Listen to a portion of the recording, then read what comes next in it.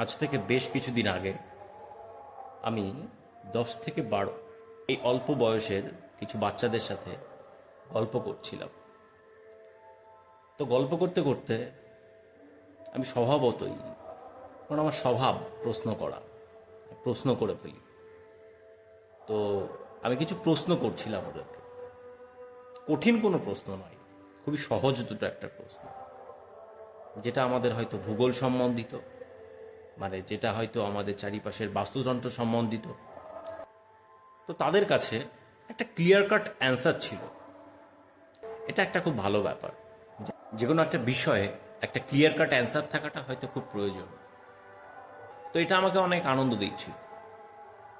কিন্তু আমি সেই ঘটনার যখন বিস্তারিত জানতে চাইলাম, যে একটা প্রশ্নের উত্তর যদি এটা হয়, এটা কেন হয়েছে, কেন এই উত্তরটা, কেন অন্যটা কেন নয়, সেই সঠিক ব্যাখ্যাটা কারোর কাছে ছিল না। তো তারপর আমি বুঝলাম, আমি যে এডুকেশন সিস্টেমের পার্ট, বা সেই ছোট ছোট ভাই বোনেরা সেই একই সিস্টেমের পার্ট। তো বিষয়টা আমাকে অনেক বিচলিত করলো, স্বভাবতই, যেটা আমাকে করে। কারণ আমি চাই একটা সুন্দর পরিবার, একটা সুন্দর সমাজ, একটা সুন্দর দেশ, একটা সুন্দর পৃথিবী গড়তে। তো সঠিক এডুকেশন ছাড়া এটা কখনো পসিবল না। তো হয়তো কেউ প্রশ্ন করতে পারে যে আমাদের কি এখন সঠিক এডুকেশন নেই, আমরা পাচ্ছি না। কেউ হয়তো আমাকে কোনো একটা পরিসংখ্যান দেখাতে পারে, কিন্তু সেই পরিসংখ্যানের মধ্যে কতটা কোয়ালিটি আছে কেউ কি আমাকে জোর গলায় বলতে পারবে? যাদের বিষয়টা সম্পর্কে একটা ক্লিয়ার কাট ধারণা আছে, খুব সহজেই বুঝে যাবে পরিসংখ্যান যাই হোক, কোয়ালিটির সাথে কম্প্রোমাইজ হয়েছে, তাই না? আমরাই করেছি, আমাদেরই কেউ না কেউ করেছে। না করলে তো হতো না। হতো কি, আমরা এডুকেশনের নামে আমরা যে জিনিসটা পাচ্ছি আজকে, এই এডুকেশনটা যদি সঠিক হয়, তাহলে এর বাই প্রোডাক্টগুলোও তো সঠিক হওয়ার দরকার ছিল, তাই না? আমি সে অতীতে চলে যাই, যেখানে হয়তো গাছের নিচে বসেই আমাদের গুরুরা আমাদের সঠিক শিক্ষাগুলো দিত, আমাদের কোয়ালিটি এডুকেশনটা দিত। হয়তো পরিসংখ্যান অনেক কম ছিল, কিন্তু বা বাই প্রোডাক্ট হিসেবে যারা বার হতো তাদের ভিতরে কোয়ালিটি ছিল। এবং সেই সিস্টেম থেকে বার হয়েই আমাদের সমাজে আজকে রাজা তৈরি হতো, রাজার মন্ত্রিসভা গঠন হতো, তাই না? তারাও কিন্তু তখনকার সেই এডুকেশন সিস্টেমের পার্ট ছিল। আমরা ইতিহাসের দিকে ভালো করে তাকালে আমরা বুঝতে পারি, আমাদের রাজারা ম্যাক্সিমাম, সবাই বলবো না, এদের মধ্যে লোভী অনেক মানুষ ছিল, তাই না? সেটাই স্বাভাবিক, এটা লোভী মানুষ থাকবেই। আমাদের এই বর্তমান এরাতে লোভী মানুষ থাকবেই। সমাজে বলুন, দেশে বলুন, যে পৃথিবীর যে কোনো প্রান্তে ভালো খারাপ মানুষ উভয় দিয়েই তৈরি। কিন্তু আমাদের এমন কিছু রাজারা আছে যারা এই সিস্টেম থেকে বেরিয়েছিল, আমাদের ভারতবর্ষের এই সিস্টেম থেকে যারা বেরিয়েছিল, তাদের মানসিকতা এতটাই দৃঢ় ছিল যে নেগেটিভ এনার্জি তাদের ভয় পেত, তাদের কোয়ালিটির কাছে ভয় পেত, তাদের কোয়ালিটির কাছে হার মানত, তাদের কোয়ালিটির কাছে জেতার জন্য ছলকপটের আশ্রয় নিতে হতো, তাই না? তো যাই হোক, আমি আমার দেশের পুরনো সিস্টেমকে গ্লোরিফাই করে আর বর্তমান সিস্টেমকে কোনো কোনো পার্টে ক্রিটিসাইজ করে আমি সমস্যার সমাধান করতে পারবো না, এটাও আমি জানি। কিন্তু গ্লোরিফাই করাটাও কোনো না কোনো অংশে দরকার, যাতে আমাদের সেই অন্তর্দর্শন হয়, তাই না? অন্তর্দর্শন হওয়াটাও দরকার। কেন দরকার? কারণ অন্তর্দর্শন না হলে তো আমরা বুঝবো না আমাদের জন্য কোনটা ভালো আর কোনটা খারাপ, তাই নয় কি? আচ্ছা, সে যাই হোক, তো এখন কথা হচ্ছে এই এই যে একটা ঘটনা, একটা প্রশ্নের উত্তর, এখন আমরা অনেকেই আমরা জানি, হয়তো একটা প্রশ্নের উত্তর কি জানি, যে পৃথিবী সূর্যের চারিদিকে ঘোরে। বাট এটা যে ডিটেলস, আজকে পৃথিবী সূর্যের চারিদিকে ঘোরা, এটা তো আমি শুধু একটা উদাহরণ বললাম।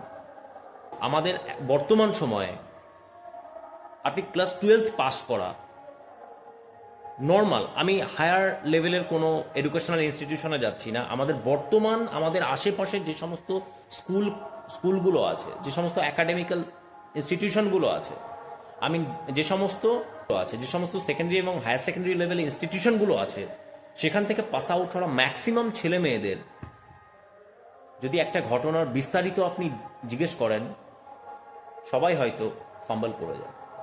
সবাই হয়তো ডাউটের মধ্যে থাকবে, ম্যাক্সিমাম ছেলেমেয়েরাই হয়তো ডাউটের মধ্যে থাকবে তাদের প্রশ্নের উত্তর নিয়ে, যেটা হওয়া উচিত নয়। এবং যদি এটাই হয় তাহলে এডুকেশনের মানে কি থাকলো? মার্কশিটের নাম্বার?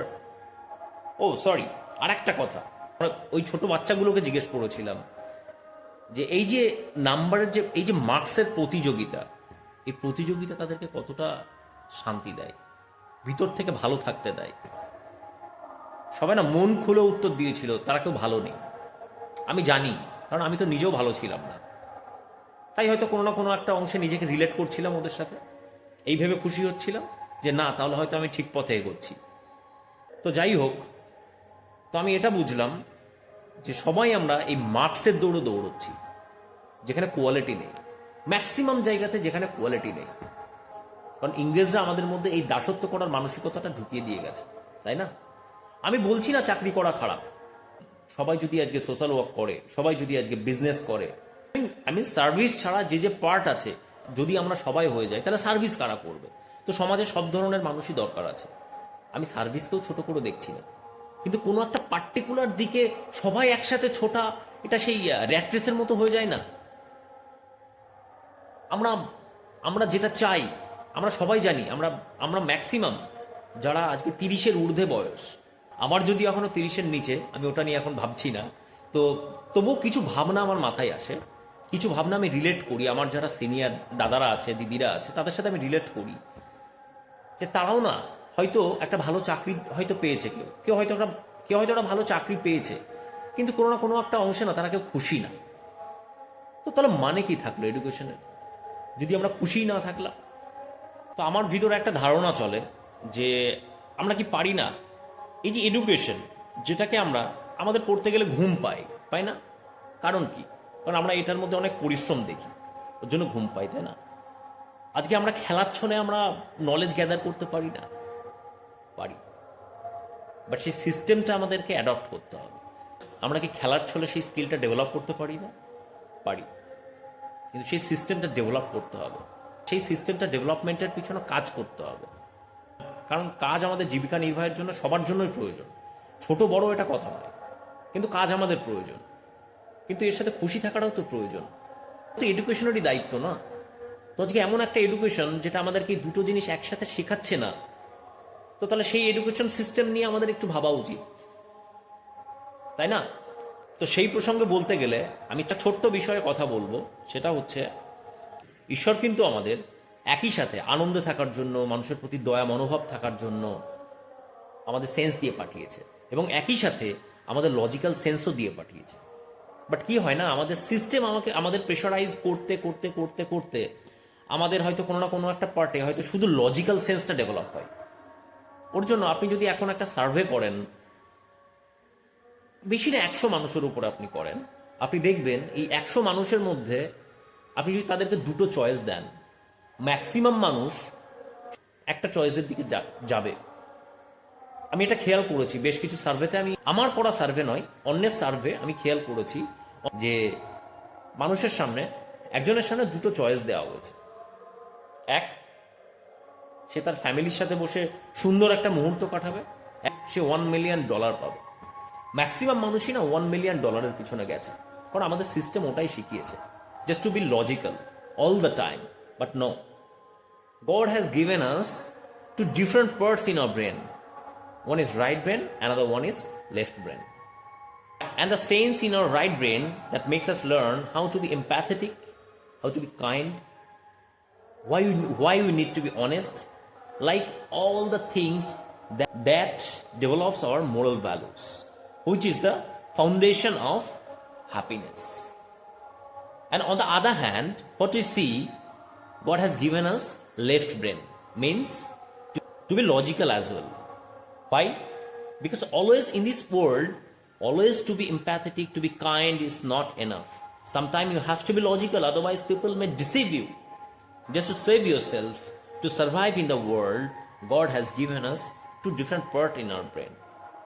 ঈশ্বরের দেওয়া এই রাইট এবং লেফট ব্রেনের কম্বিনেশনের যে খেলাটা আমরা যদি একটু বুঝে যাই, আমাদের এডুকেশন সিস্টেমটা আরও বেশি ইজি হয়ে যাবে, আরও বেশি সিম্পল হয়ে যাবে।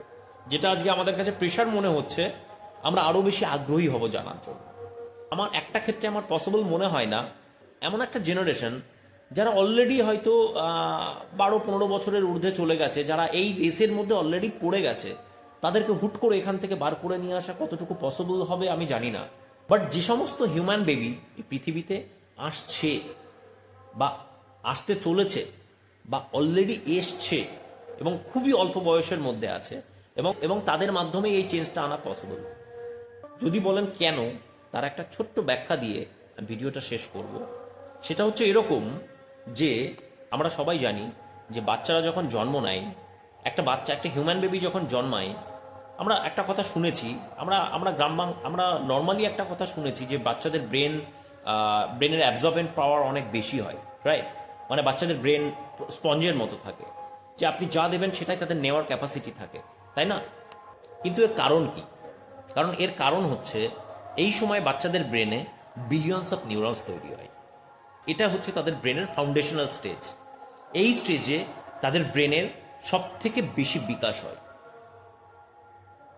0 to, এটা অ্যাকচুয়ালি শুরু হয় মায়ের গর্ভ থেকে, এবং এই জার্নিটা 6 বছর বয়স পর্যন্ত চলে। এবং এই যে নিউরনগুলো প্রডিউস হয়, আমরা যদি সঠিক ডিজাইন সিস্টেমের মাধ্যমে এই নিউরনগুলোকে কানেক্ট করাতে পারি, তাহলে কি হবে? আমাদের ব্রেনের একটা স্ট্রং ফাউন্ডেশন তৈরি হবে, যেটা এই রাইট অ্যান্ড লেফট ব্রেনের মধ্যে একটা ব্যালেন্স তৈরি করবে। কারণ আমাদের যে রাইট ব্রেন, এটা অনলি 2 ইয়ার্স এজ পর্যন্ত অ্যাক্টিভ থাকে, এবং আফটার 2 ইয়ার্স এটা ন্যাচারালি লেফট ব্রেনে শিফট হয়, বা এটা 2 থেকে 2.5 বছর বা 3 বছরও বলা যেতে পারে।